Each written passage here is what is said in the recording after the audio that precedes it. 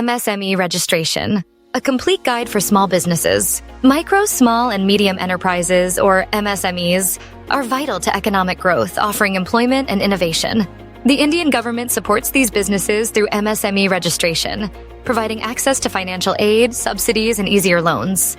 To qualify for MSME registration, businesses are categorized by investment and turnover.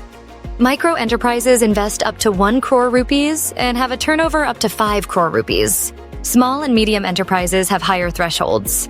MSME registration offers numerous advantages. Businesses can access collateral-free loans, government subsidies, and reduced interest rates. They also enjoy tax benefits, preference in government tenders, and protection against delayed payments through the MSME Samadhan portal. To register, visit the Udyam registration portal.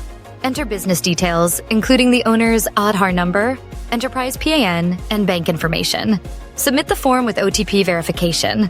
Upon approval, download the MSME Udyam certificate online.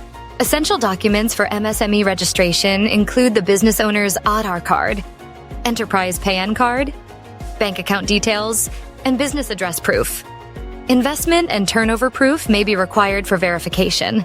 MSME registration is a game changer for small and medium businesses, providing them with financial and operational benefits.